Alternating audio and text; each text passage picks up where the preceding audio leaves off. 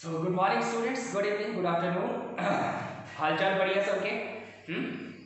I think ये पढ़ाई तो सबकी बढ़िया चली रही है। कुछ बच्चों के होमवर्क आ जाते हैं मेरे पास डेली, कुछ के नहीं आते। ठीक है, चलिए। तो बच्चों लोग हम बात कर रहे थे लाइट चैप्टर की, और उसमें हमने स्फेरिकल मिरर को समझ लिया था और स्फेरिकल मिरर से रिलेटेड सारी डेफिनेशंस पढ़ ली है ना। आज हमें सीखना है कि बच्चों स्फेरिकल मिरर से इमेज कैसे फॉर्म होती है, इमेज बनती कैसे है, उस चीज की बात हम आज करेंगे। ठीक है, चलिए। तो हमारा आज का टॉपिक रहेगा सर, कॉपी निकाले, पेन कॉपी निकाले और हेडिंग लगाए बढ़िया सी, image formation by spherical mirror. ठीक है, और इमेज फॉर्मेशन के लॉज। ठीक है, तो मेरा फर्स्ट टॉपिक है laws of image formation by spherical mirror. कोई सा भी मिरर हो मेरे पास, स्फेरिकल मिरर की बात कर रहा हूँ, कॉन्वेक्स हो चाहे कॉन्केव हो, ठीक है, उससे इमेज बनती है। तो कौन कौन से लॉज फॉलो करते हैं, उन चीजों की बात हमें करनी है। क्लियर? चलिए, मान लेते हैं सर हमारे पास दोनों मिरर्स हैं। एक तो मिरर है मेरे पास कॉन्वेक्स मिरर, ठीक है, और एक मिरर है कॉन्केव मिरर। ठीक है, आई थिंक आपको दोनों के बारे में अच्छे से पता है कि कौन सा मिरर कौन सा होता है। ठीक है बच्चों, इसकी रिफ्लेक्टिव सरफेस रिसेस है, इसका मतलब ये कॉन्केव मिरर है। ठीक है, और इसकी रिफ्लेक्टिंग सरफेस बल्जेज है, तो इसका मतलब ये कॉन्वेक्स मिरर है। ठीक है, चलिए बच्चों, ये तो मैंने मिरर बना दिया, और मान लेते हैं मिरर की कुछ एक प्रिंसिपल एक्सिस है। ये मैंने प्रिंसिपल एक्सिस बना दी। ठीक है, इस मिरर के लिए प्रिंसिपल एक्सिस मान लो ये है, ये इसकी प्रिंसिपल एक्सिस होगी। ठीक है, ठीक है बच्चों, अगर मैं इसको पूरा करूंगा तो स्फीयर बनेगा, है ना। जो स्फीयर, जिस स्फीयर से इसको काट के अलग किया गया होगा, ठीक है, उस स्फीयर का सेंटर यहाँ पे ही आने वाला है। ये हो गया इसका सी, है ना, सेंटर ऑफ कर्वेचर। इसका सेंटर ऑफ कर्वेचर इधर होगा, क्यों बच्चों, इसका स्फीयर बना हुआ तो ऐसे बनेगा ना इधर, तो इसका सेंटर तो यहाँ पे ही रहेगा। तो ये हो गया centre of curvature C. Clear है बच्चा?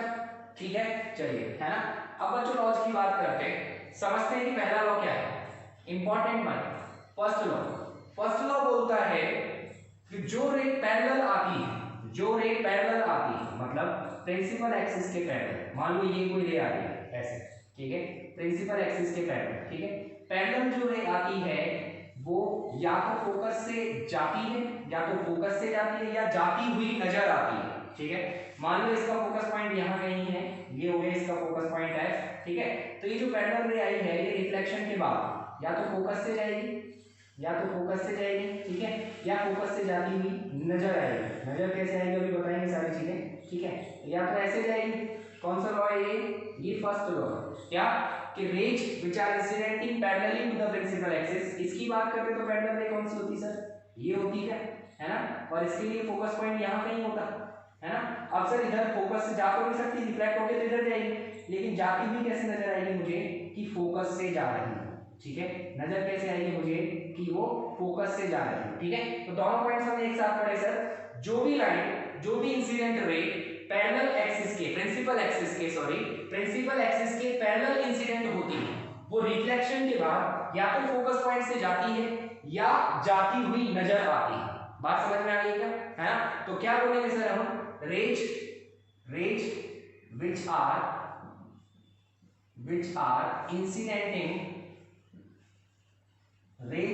which are incidenting parallel to principal axis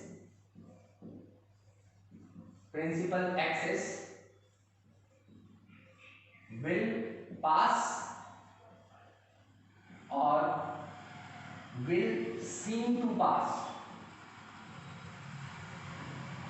through focus point।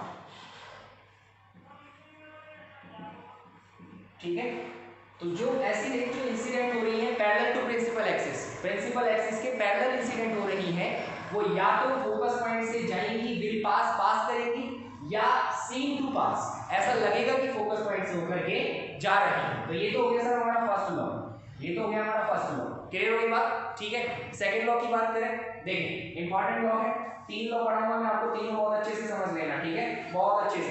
ठीक है, सेकंड लॉ क्या है सर, सेकंड लॉ इसका इन्वर्स है। सेकंड लॉ क्या है, सेकंड लॉ इसका इन्वर्स है। कैसे, कि अगर कोई रे हमें ऐसी दिखाई दे जो फोकस फोकस पॉइंट से जा रही हो, है ना। अब मैं बात कर रहा हूँ सेकंड लॉ की। सेकंड लॉ क्या बोलता है? सेकंड लॉ इसके उल्टे होने की बात करता है। एक चीज हमेशा ध्यान रखना सर दिमाग में, जो रे जैसे आ रही है, ठीक है, जैसे आ रही है, ठीक है, जैसे इस रे की बात करते हैं, ऐसे और ऐसे जा रही है ना, तो अगर इसका उल्टा होता तो भी इसका बात यही होता। क्या बोल रहा हूँ मैं आपसे कि अगर ये ऐसे आ रही होती तो ऐसे चली जाती। बात समझ में आ रही है? मतलब अगर ये ऐसे, ये इसका फर्स्ट तरीका है जाने का, ठीक है। तो अगर मैं इसके एंडिंग पॉइंट से स्टार्टिंग पॉइंट मानकर चलता, यहां पर खत्म हुई, यहां अगर मैं स्टार्ट मान के चलता तो ये जैसे आई है ना वैसे ही वापस जाती है। बात समझ में आ रही है? मतलब मैं ये कहना चाह रहा हूं कि अगर कोई फोकस पॉइंट से जाए तो वो रिफ्लेक्शन के बाद क्या हो जाएगी? पैरेलल हो जाएगी।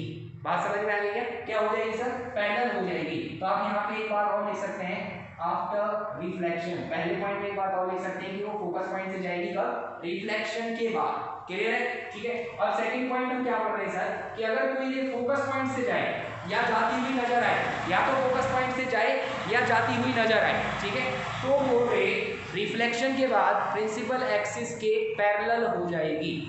कोई फोकस पॉइंट से जाए या जाती हुई नजर आए तो वो रे रिफ्लेक्शन के बाद प्रिंसिपल एक्सिस के पैरेलल हो जाएगी। बात समझ में आ गई क्या? बोलो, है ना।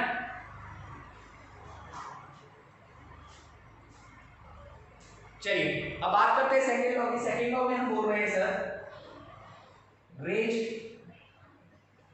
which are passing or seeming to pass from focus point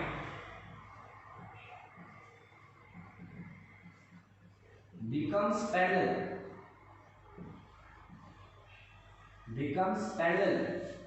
to principal axis, becomes parallel to principal axis after reflection. ठीक है, क्या बोला हमने? ऐसी रेज जो पास कर रही हो या पास करती हुई नजर आ रही हो, सीम हो रही हो, दिख रही हो मुझे, ठीक है, कहां से? फोकस पॉइंट से, तो वो रेज पैरेलल हो जाती है प्रिंसिपल एक्सिस के। कब? रिफ्लेक्शन के बाद। ठीक है, क्या बोलना चाह रहा हूं मैं आपसे? मैं आपसे ये बोलना चाह रहा हूं सर, मान लो कोई रे ऐसे जा रही होती, फोकस पॉइंट से ऐसे जा रही होती, ठीक है, फोकस पॉइंट से इस तरीके से पास हो रही होती, ठीक है, ऐसे। अब ये रे फोकस पॉइंट से जा रही है तो ये रिफ्लेक्शन के बाद क्या हो जाती सर? रिफ्लेक्शन के बाद क्या हो जाती सर? पैरेलल हो जाती। रिफ्लेक्शन के बाद क्या हो जाती? पैरेलल हो जाती, ठीक है, ऐसे जाती, ठीक है। मतलब जो रे फोकस पॉइंट से ऊपर जा रही है वो रिफ्लेक्शन के बाद पैरेलल हो जाएगी, और अगर वो पैरेलल है तो रिफ्लेक्शन के बाद फोकस पॉइंट से जाएगी। इन दो लॉज की मैंने बात करी है, ठीक है। यहाँ पर बात करें तो मान लो बच्चों, जैसे कि मुझे कोई रे दिख रही थी ऐसे इस फोकस पॉइंट से होकर जाती हुई, मुझे लग रहा था कि ये फोकस पॉइंट से होकर जाएगी, ऐसे आ रही थी, ठीक है, मुझे लग रहा था कि ये आगे जाकर के फोकस पॉइंट से होकर के जाएगी, मुझे लग रहा था कि ये फोकस पॉइंट से होकर के जाएगी, तो ये रिफ्लेक्शन के बाद क्या हो जाएगी सर? तो ये रिफ्लेक्शन के बाद क्या हो जाएगी सर? पैरेलल हो जाएगी, parallel to the principal axis हो जाएगी। बात समझ में आ गई क्या? है ना। ये हो गया हमारा सेकंड लॉ। ये कौन सा लॉ हो गया? Second law. ध्यान रखना है, हर एक लॉ को अच्छे से समझना है सर। ये सेकंड लॉ। क्लियर हो गई बात? सबको समझ में आ रहा है ना? दोनों नियम समझ में आ गए सबको अच्छे से? पक्की बात है। चलिए नेक्स्ट थर्ड लॉ की बात करते हैं। आप जो बोर्ड पर लिखा है इसको नोट करें सर जल्दी से। थर्ड लॉ की बात करते हैं, आप जो बोर्ड पर लिखा हुआ है इसको नोट करें सर जल्दी से। Hurry up, note the things on the board now.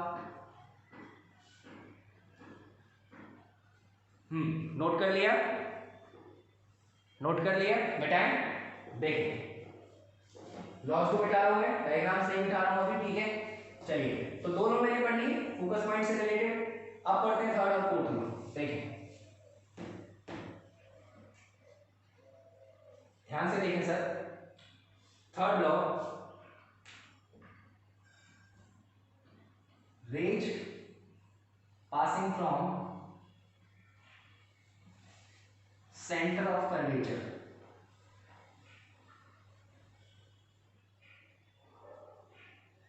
center of curvature returns back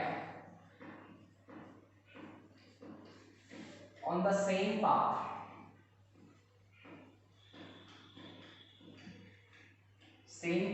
after deflection.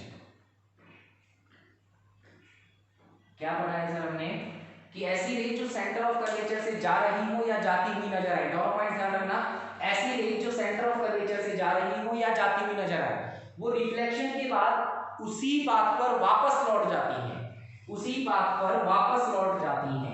मतलब मैं आपसे कहना चाह रहा हूं ये, मैं आपसे कहना चाह रहा हूं ये, मान लो सेंटर ऑफ कर्वेचर से होकर के ये रेज आ रही थी ऐसे,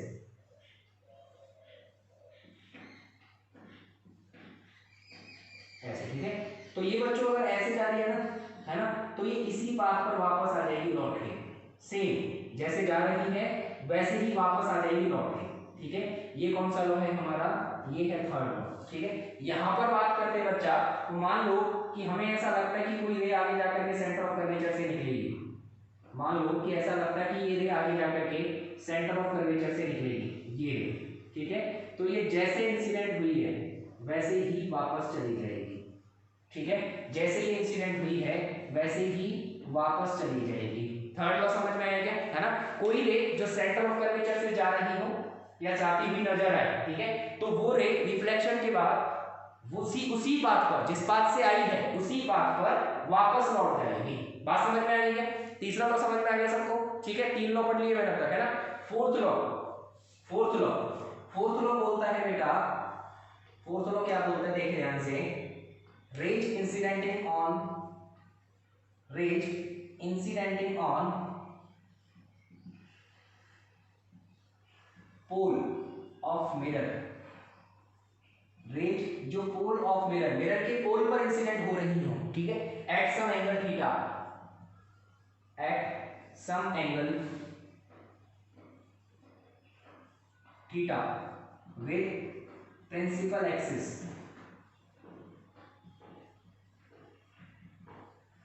reflects back at the same angle theta, reflects back at the same angle theta with principal axis.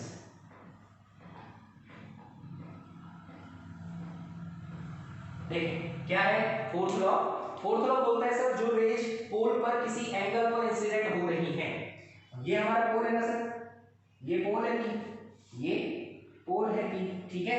तो पोल पर अगर कोई इंसिडेंट होती है ऐसे ऐसे, ठीक है, ऐसे किस पर, किसी एंगल थीटा पर, ठीक है। तो ध्यान रखना है वो सेम एंगल पर रिफ्लेक्ट हो जाती है, सेम एंगल पर क्या हो जाती है सर, रिफ्लेक्ट हो जाती है, सेम एंगल पर। अगर वो थीटा पर आई थी तो थीटा पर ही चली जाएगी, ठीक है। मतलब क्या है कहने का कि सर कोई रे जो पोल पर प्रिंसिपल एक्सिस से कोई एंगल बना करके रिफ्लेक्ट हो इंसिडेंट हो रही है, तो वो रे सेम एंगल पर रिफ्लेक्ट हो जाती है, ये आ रही थी और ये चली गई। बात समझ में आ गई क्या बोल रहा हूं मैं। फोर्थ लॉ बोल रहा है सर कि कोई रे पोल पर प्रिंसिपल एक्सिस से जितने एंगल पे आती है थीटा पर उतने ही एंगल पर रिफ्लेक्ट हो जाती है, सेम एंगल पर, ठीक है। जितने एंगल पर आती है उतने एंगल पर रिफ्लेक्ट हो जाती है। तो चार लॉ की बात मैंने करी है सर। रेड लाइन वाली कौन सा लॉ शो कर रही है, फोर्थ लॉ, ठीक है। रेड लाइन वाली कौन सा लॉ शो कर रही है, फोर्थ लॉ। बात समझ में आ गई। ये चारों लॉज दोनों मिनट्स के लिए मैंने बोर्ड पर बनाए हुए हैं डायग्राम में, एक ही डायग्राम में चारों लॉज एक बार फिर से समझा रहा हूं, लास्ट टाइम ध्यान से सुन लेना। क्या है सर, फर्स्ट लॉ, ऐसी रेज जो प्रिंसिपल एक्सिस के पैरेलल आती है वो रिफ्लेक्शन के बाद फोकस पॉइंट से होकर जाती है, ठीक है। जो प्रिंसिपल एक्सिस के पैरेलल आती है वो रिफ्लेक्शन के बाद फोकस पॉइंट से जाती हुई नजर आती है, ठीक है। या तो जाती है या जाती हुई नजर आती है, ठीक है। सेकंड लॉ, ऐसी रेज जो फोकस पॉइंट से होकर जाए, ऐसी रेज जो फोकस पॉइंट से होकर जाए या फोकस पॉइंट से होकर जाती हुई नजर आए, या फोकस पॉइंट से होकर जाती हुई नजर आए, बात समझ में आ रही है ना। तो वो रेज रिफ्लेक्शन के बाद प्रिंसिपल एक्सिस के पैरेलल हो जाती हैं, प्रिंसिपल एक्सिस के पैरेलल हो जाती हैं, बात समझ में आ गई। दूसरा लॉ समझ में आ गया।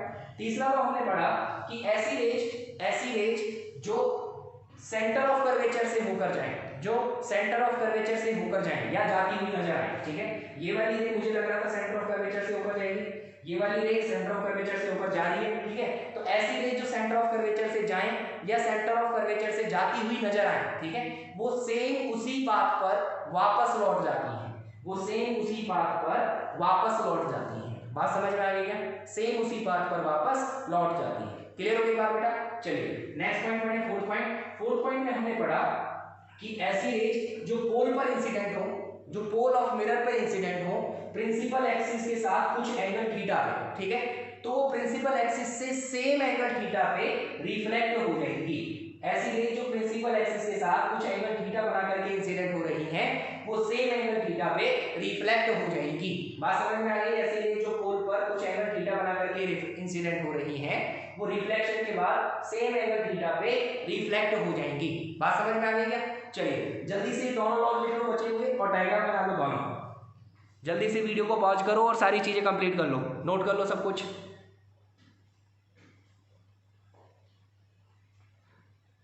चलिए हो गया नोट, ठीक है। अब बच्चों इमेज फॉर्मेशन सीखते हैं। ये तो हमने लॉज पढ़ लिया ना, अब इमेज फॉर्म करना सीखते हैं कि इमेज कैसे बनती है, ठीक है। चलिए कुछ केसेस लेते हैं, कुछ केसेस लेंगे तो इमेज फॉर्मेशन की बात हम करते हैं, ठीक है। चलिए तो सबसे पहले आता है इमेज फॉर्म करना कॉनकेव मिरर से, है ना। कॉनकेव मिरर और कॉन्वेक्स मिरर में क्या क्या पोजीशंस बन सकती हैं ये देखो पहले, ठीक है। बच्चों थोड़ी देर रैंडमली समझो। कॉनकेव मिरर ये होता है, ये होता है, ये कॉन्वेक्स है, इसकी रिफ्लेक्टिंग सरफेस उठी हुई है ना, बल्जेज है, ठीक है। ये कॉन्वेक्स, ठीक है। बच्चों इसके लिए बात करें तो फोकस पॉइंट देखो, ये इसकी प्रिंसिपल एक्सिस हो जाएगी, ये स्फीयर ऐसा बनेगा तो इसका सेंटर यहाँ कहीं रहेगा, ये हो गया सेंटर ऑफ कर्वेचर, यहाँ कहीं हो जाएगा इसका फोकस पॉइंट, है ना। अब देखो बच्चों ये जो फोकस पॉइंट और सेंटर ऑफ कर्वेचर है, देखो मैं तो इधर से देख रहा हूँ ना भाई, मिरर तो इधर से है ना, ये इधर तो पॉलिश है, तो ये वाली दोनों चीजें मेरे लिए तो मिरर के अंदर है क्या, मिरर के अंदर है क्या, और मिरर के अंदर है मतलब रियलिटी में नहीं है।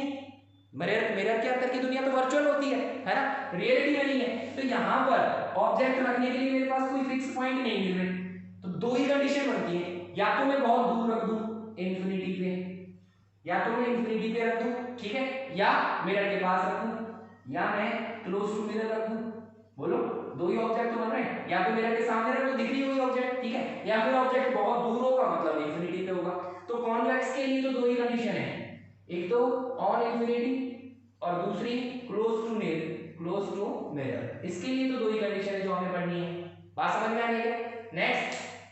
नेक्स्ट बात करें, देखिए अब कॉन्केव मिरर की बात करें सर, तो कॉन्केव मिरर कैसा होता है हमारा, कॉन्केव मिरर कुछ ऐसा होता है ना, ये होता है कॉन्केव मिरर। बच्चों इसके लिए तो सेंटर ऑफ कर्वेचर यहाँ होता है आगे रियल वर्ल्ड में, और फोकस भी आगे ही होता है, यही होता है ना सेंटर ऑफ कर्वेचर। भाई इसको पूरा करोगे तो ये स्फीयर बनेगा, इसका सेंटर तो यहीं रहेगा ना, है ना, तो ये हो गया अपना सेंटर ऑफ कर्वेचर। अब देखो कहां हो सकता है सर, एक तो हो सकता है कि इंफिनिटी पे हो, बहुत दूर हो इंफिनिटी पे, दूसरी कंडीशन भाई हो सकता है सी के आसपास हो और इंफिनिटी और सी के बीच में हो, है ना। दूसरी कंडीशन क्या हो सकती है, in between infinity and C, है ना। तीसरी कंडीशन भाई सी से इधर मान लो यहाँ कहीं है ना, ये हो गई दूसरी कंडीशन।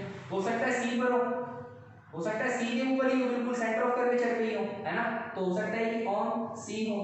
फोर्थ कंडीशन बच्चों सी और एफ के बीच में भी तो हो सकता है, ये थर्ड हो गई, सी और एफ के बीच में, ये फोर्थ कंडीशन हो गई, बिटवीन सी एंड एफ, है ना। फिफ्थ कंडीशन बच्चों हो सकता है फोकस पे हो सकता है फोकस पॉइंट पे हो, है ना, तो ऑन एफ। सिक्स्थ कंडीशन बच्चों हो सकता है एफ और ये पॉइंट कौन सा होता है पी, एफ और पी के बीच में हो, है ना। सिक्स्थ कंडीशन कौन सी, एफ एंड पी। बोलो ये 6 की 6 कंडीशन बन रही है क्या ऑब्जेक्ट को रखने के लिए, है ना।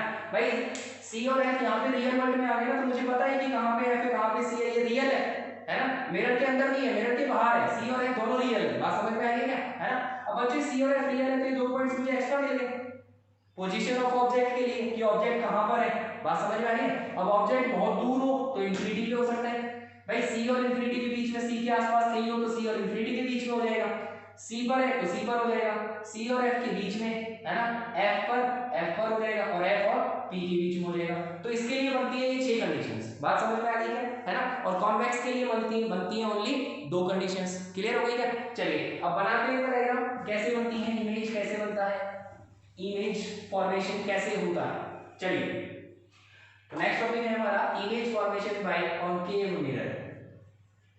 Image formation bye concave mirror. देखिए फर्स्ट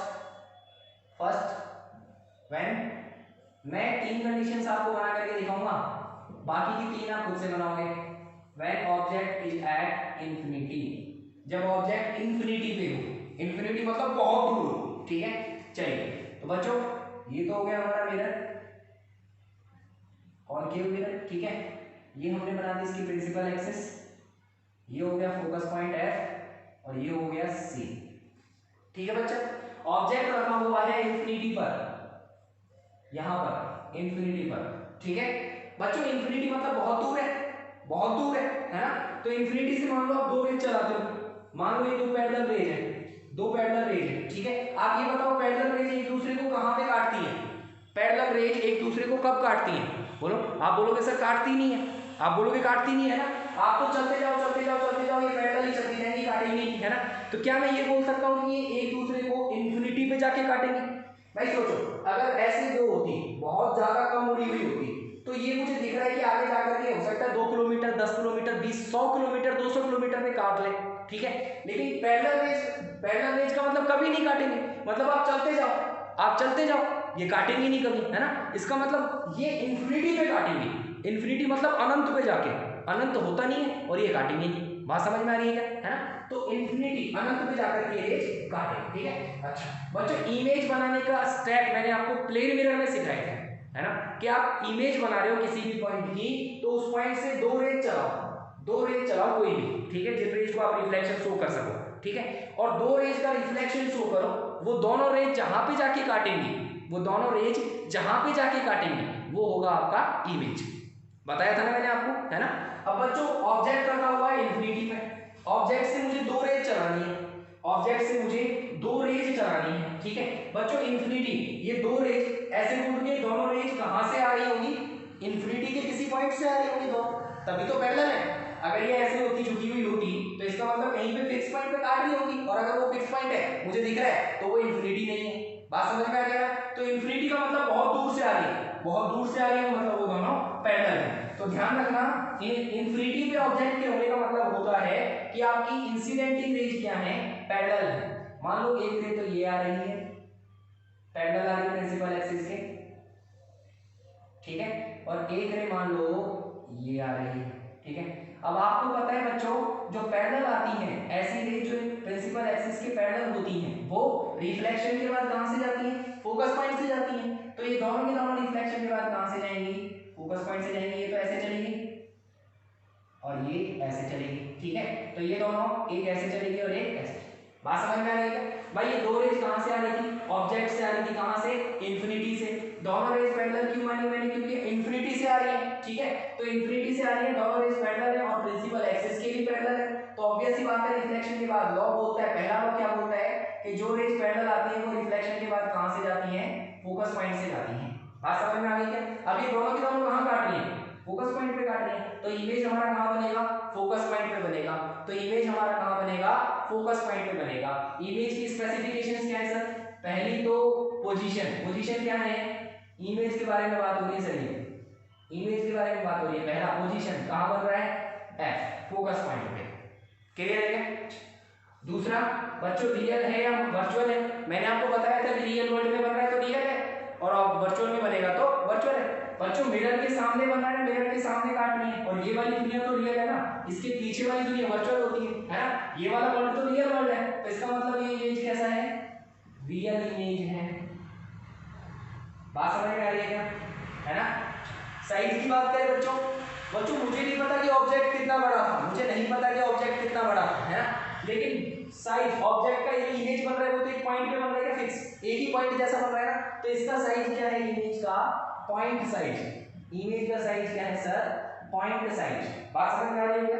इमेज का साइज क्या है सर? Point size. अब पॉइंट साइज है तो आप इतना ध्यान रखो बच्चों, रियल इमेज जो होती है स्फेरिकल मिरर में, अगर रियल इमेज बनेगी तो वो इन्वर्टेड रहेगी, तो वो इन्वर्टेड रहेगी। इन्वर्टेड मतलब उल्टा, जैसे अगर आपने ऑब्जेक्ट को ऐसे रखा था तो उसकी इमेज ऐसे बनेगी उल्टी, ठीक है। तो ये आप स्फेरिकल मिरर में ध्यान रख के चलो कि रियल इमेज हमेशा इन्वर्टेड रहेगी। स्फेरिकल मिरर में रियल इमेज हमेशा इन्वर्टेड रहेगी, मतलब ऑब्जेक्ट ऐसे ऊपर की तरफ सीधा है तो उसकी इमेज मुझे उल्टी दिखेगी। ये बात ध्यान समझ में चलो, ठीक है। तो 4 पॉइंट्स मुझे मिले, पहला तो कहां बन रही है पोजीशन, क्या है, फोकस पॉइंट पे बन रही है ना, कैसी बन रही है, रियल बन रही है। इन्वर्टेड है या इरेक्ट है, सीधी है या उल्टी है, तो इन्वर्टेड है, उल्टी है, ठीक है। और साइज कौन सा है, पॉइंट साइज। चारों चीजें मुझे मिल गई क्या, समझ में आ गया पहला, बोलो, है ना। अब दूसरा देखते हैं बच्चों, जब सी और दूसरा देखते हैं जब सी और when object is at infinity. दूसरा पॉइंट देखते हैं when object is between infinity and C, है ना, इंफिनिटी एंड सी, इंफिनिटी और सी के बीच में, ठीक है। चलो देखो, ये कॉन्वेक्स मिरर हो गया, मान लो इसकी प्रिंसिपल एक्सिस हो गई, ठीक है। यहाँ पर हो गया फोकस पॉइंट एफ और यहाँ पर हो गया सेंटर ऑफ कर्वेचर सी, ठीक है। अब जो हमारा ऑब्जेक्ट है वो नॉन फील्ड में है, इंफिनिटी पे नहीं है, इंफिनिटी और सी के बीच में है, सी से और इंफिनिटी के बीच में। मान लो ये मेरा ऑब्जेक्ट है,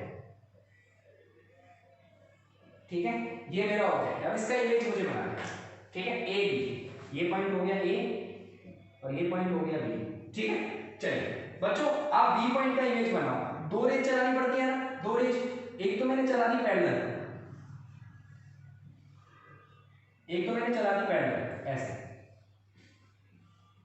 ठीक है। तो पैरेलल जाने वाली रेज, पैरेलल जाने वाली रेज कहां से जाती है, फोकस से जाती है ना, तो फोकस से चला दो इसको,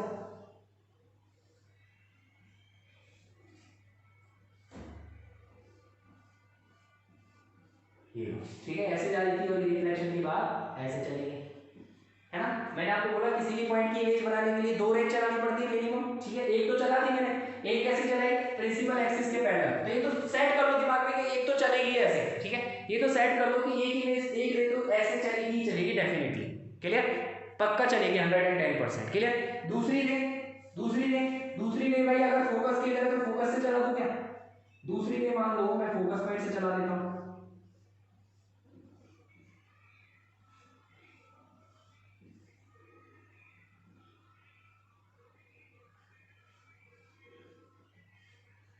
मान लो ये फोकस से हो गए।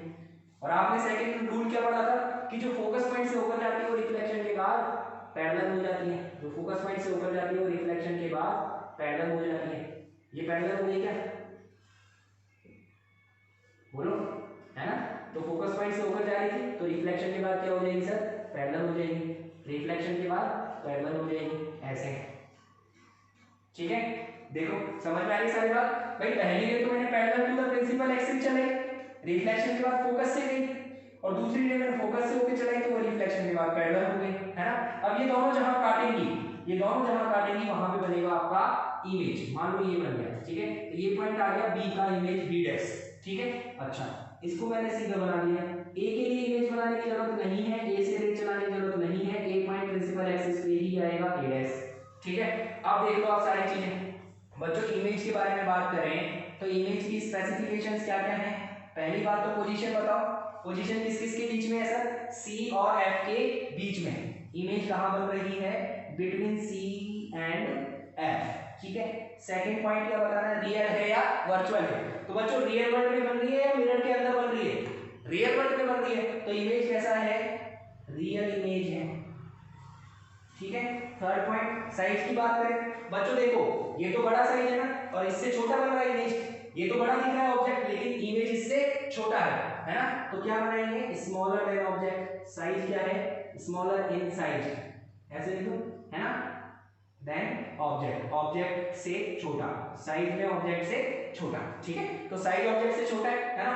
फोर्थ, इन्वर्टेड है या सीधी है, बच्चों ऑब्जेक्ट को ऐसे रखा है सीधा लेकिन इमेज उल्टी बन रही है, इसका मतलब इमेज कैसी है, इन्वर्टेड है, इसका मतलब इमेज कैसी है, इन्वर्टेड है। बात समझ में आ गई क्या, बोलो, बात समझ में आ गई क्या, बोलो सर, जल्दी से बोलो, समझ में आ गई बात, पक्की बात है क्या, है ना। चलिए जल्दी से दोनों रे डायग्राम नोट कर लें। ए डायग्राम जो बना रहे हैं बच्चों इनको बोलते हैं हम रे डायग्राम, क्या बोलते हैं, रे डायग्राम, क्लियर। चलिए जल्दी से नोट कर लें वीडियो को पॉज करके।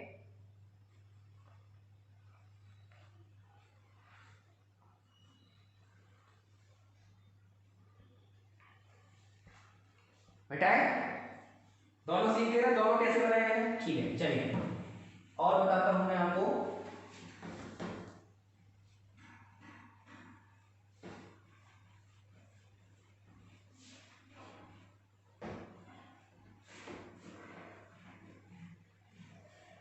चलिए अब सी और एफ वाली तो आप बना लेना खुद से, सी और एफ वाली आप बना लेना खुद से। मैं आपको एक और बता रहा हूं, when object is in between focus point and pole. अब मैं आपको लास्ट वाला केस बता रहा हूं, ठीक है, बाकी के जो बीच के तीन छोड़ दिए वो आप खुद से बनाओगे, क्लियर है। चलिए अब देखिए बच्चों, when object is in between F and P, ठीक है, क्या होगा, एफ और पी के बीच में होगा तो क्या होगा। देखिए बच्चों ये तो मिरर ले लेता हूं मैं कुछ, ये मैंने कॉन्केव मिरर ले लिया, ठीक है, ये हो गई इसकी प्रिंसिपल एक्सिस,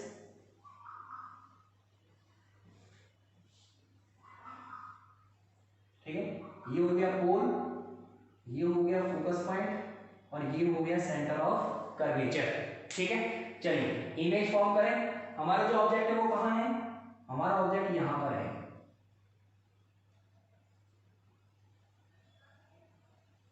ठीक है, ये हमारा ऑब्जेक्ट है ए बी, ए और बी, ठीक है।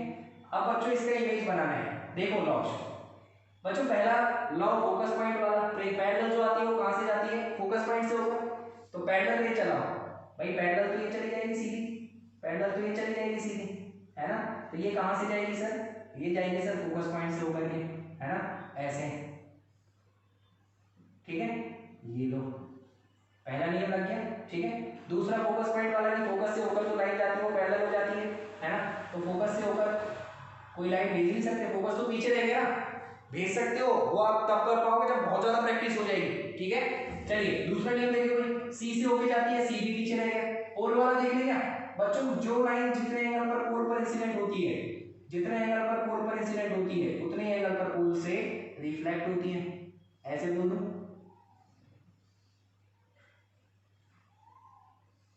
है ना।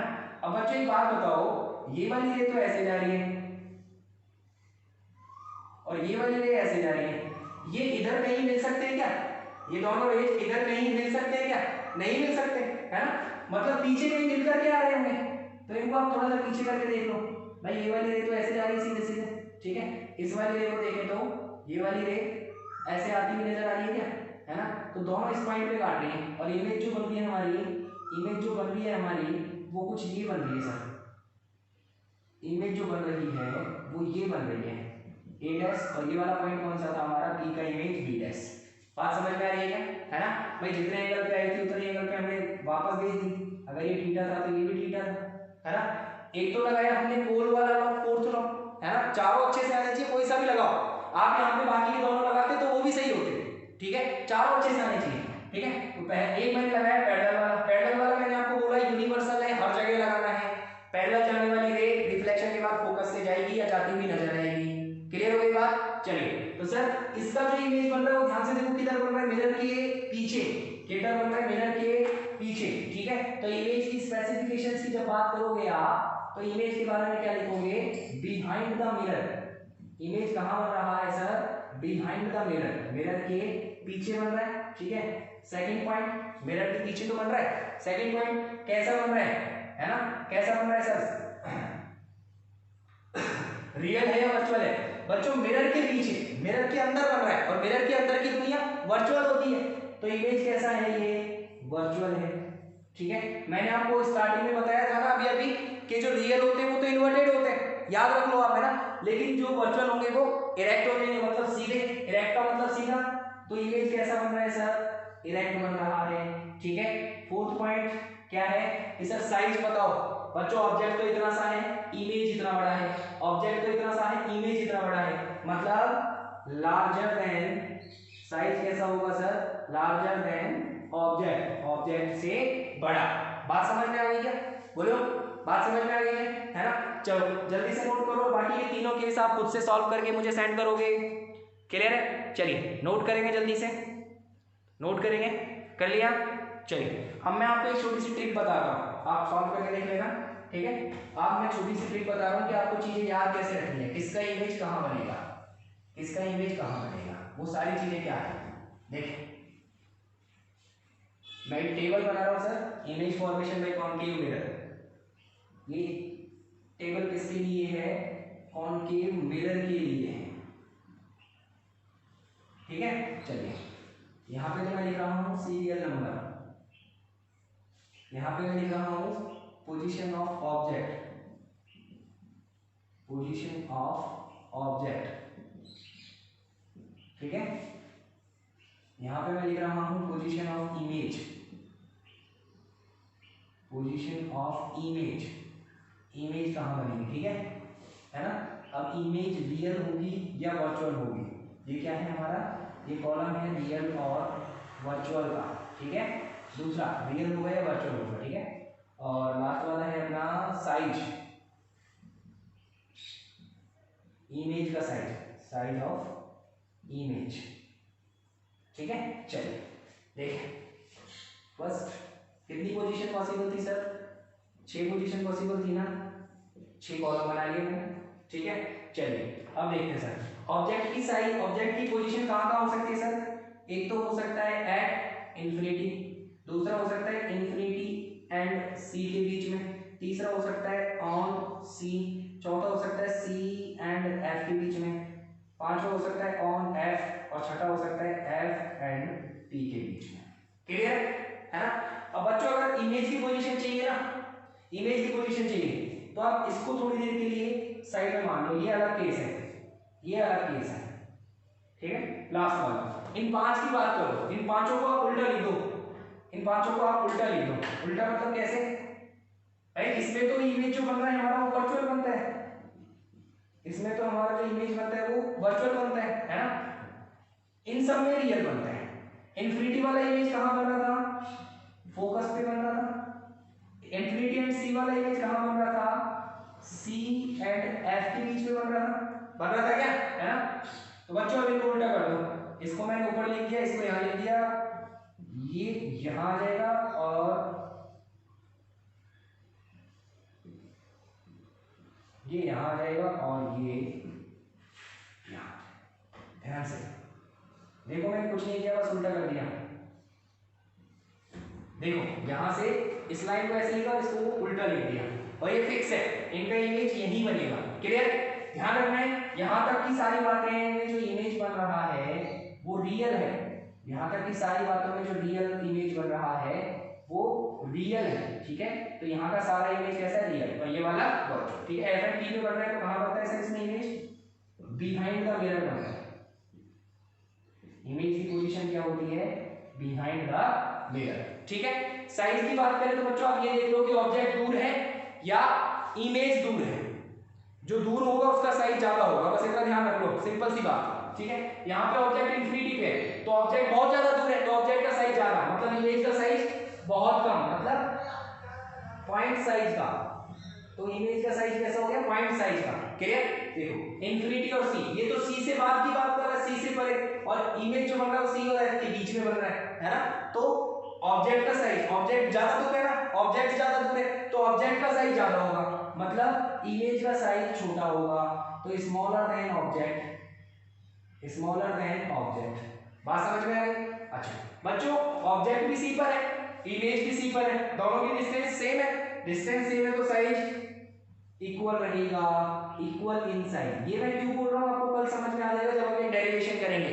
ये जो साइज है ये डिस्टेंस पे क्यों डिपेंड कर रहा है आपको कल समझ में आ जाएगा, ठीक है। साइज डिस्टेंस पे क्यों डिपेंड कर रहा है, जो ज्यादा दूर है ना वो उतना ही बड़ा होगा एक्चुअली में, ठीक है। अब देखो आगे बच्चों, ये तो सी और एफ के बीच में आ गया भाई, देखो ये कॉन्वेक्स मिरर है, यहाँ पे एफ होता है, यहाँ पे सी होता है, यहाँ पे नहीं इन्फिनिटी, तो इन्फिनिटी पे था तो बहुत दूर था तो पॉइंट साइज, इमेज तो यहाँ बन रहा था, फोकस में नजदीक बन रहा था तो उसका साइज बहुत छोटा हो गया। बच्चों सी और इन्फिनिटी के बीच में, सी और इन्फिनिटी के बीच में यहाँ पे ऑब्जेक्ट था, ऑब्जेक्ट है ना, और इमेज बन रहा था यहाँ पे इमेज, तो इमेज का डिस्टेंस कम है और ऑब्जेक्ट का डिस्टेंस ज्यादा है, तो जिसका डिस्टेंस ज्यादा है उसका साइज ज्यादा, इमेज का कम है तो इमेज का साइज कम, मतलब स्मॉलर देन ऑब्जेक्ट, ऑब्जेक्ट से छोटा बनेगा, ठीक है। और सी पर है तो सी पर ही इमेज बन गया, ये भी सी पर है, इमेज भी सी पर है, ठीक है। तो दोनों का डिस्टेंस सेम है तो साइज इक्वल है, ठीक है।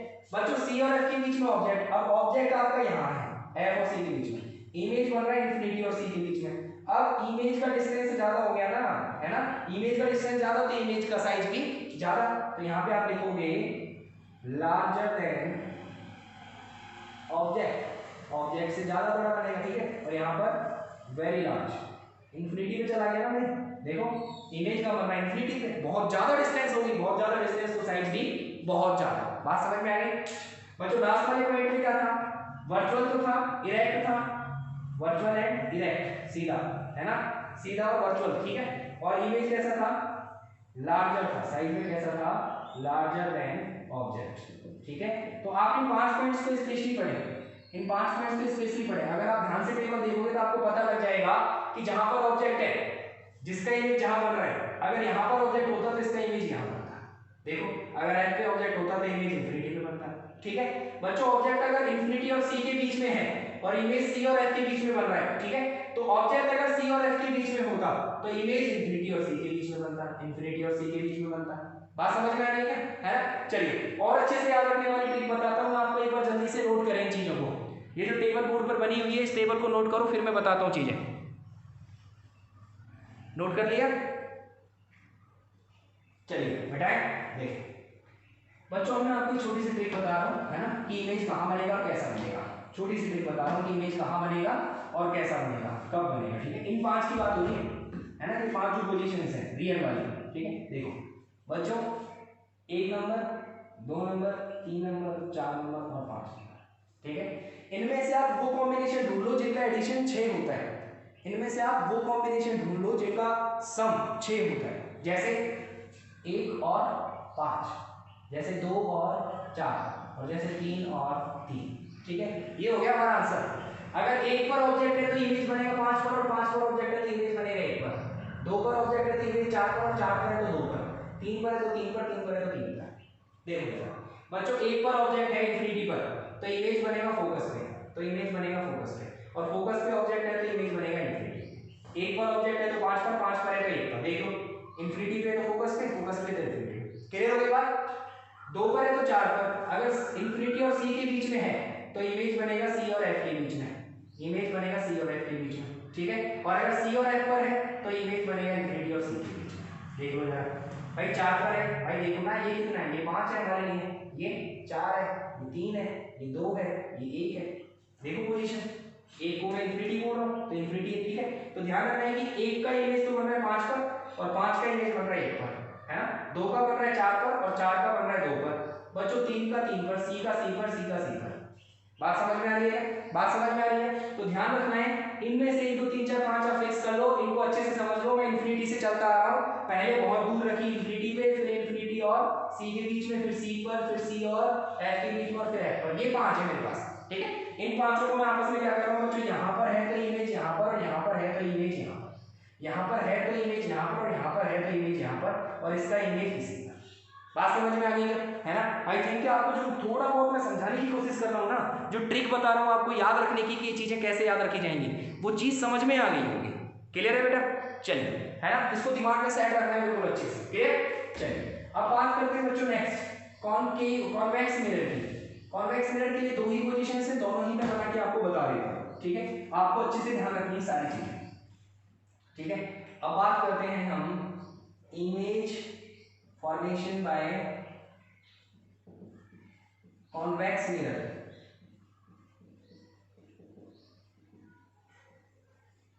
देखें कॉन्वेक्स मिरर, देखें फर्स्ट पॉइंट क्या होता है सर, एट इंफिनिटी। मैंने बताया था 2 ही पोजीशंस पॉसिबल है, एक तो हमारा मिरर इंफिनिटी पे हो, ठीक है, ये हो गया हमारा मिरर ऐसे, ठीक है।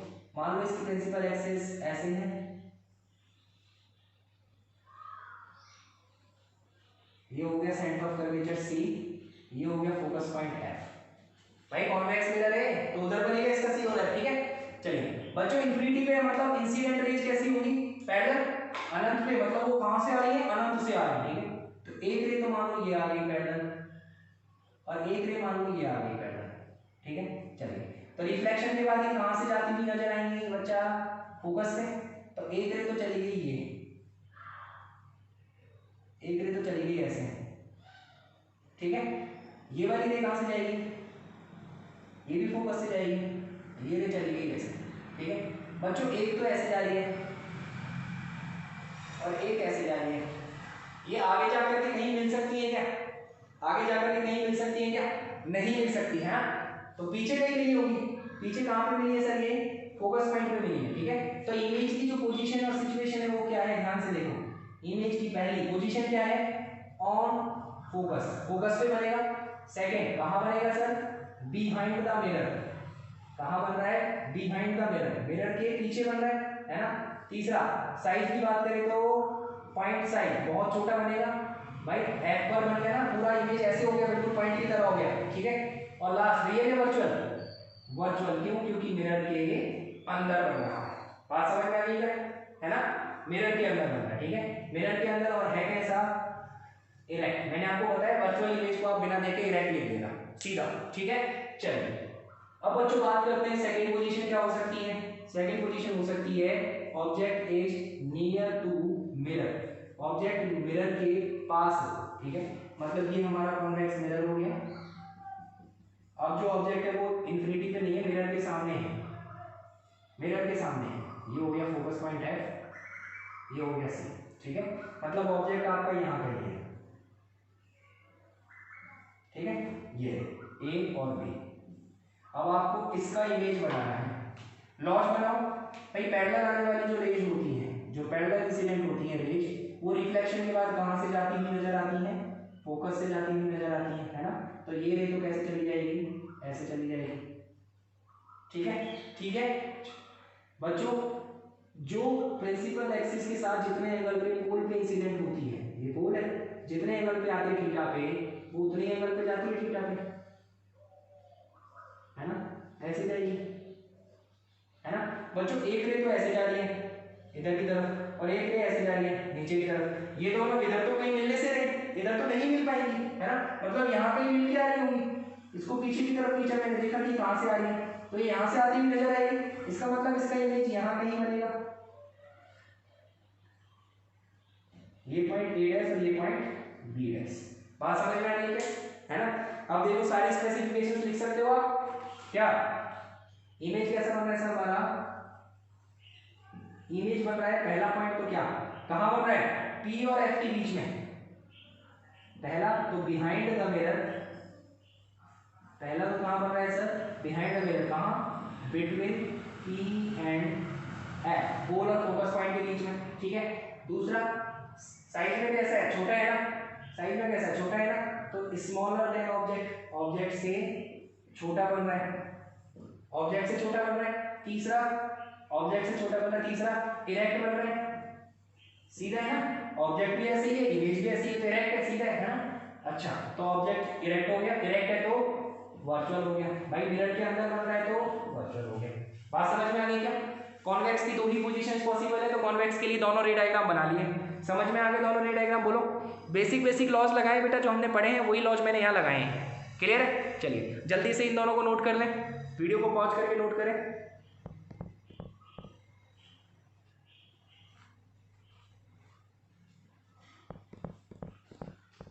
नोट कर लिया, चलिए, है ना।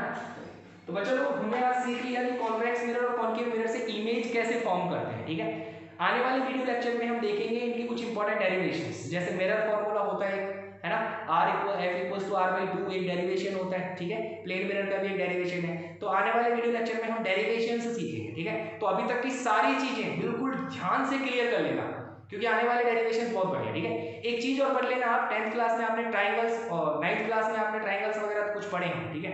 तो ट्राइंगल्स की कुछ प्रॉपर्टीज होती हैं, वो पढ़ लेना। आइसोसेलेस ट्राइंगल्स क्या होते हैं, ठीक है, वो पढ़ लेना, ठीक है, समझ गए ना, ठीक है। चलिए तो बाकी की बात अपन अगले वीडियो लेक्चर में करते हैं, तब तक के लिए thank you very much. Homework मुझे सेंड कर दीजिएगा, ओके।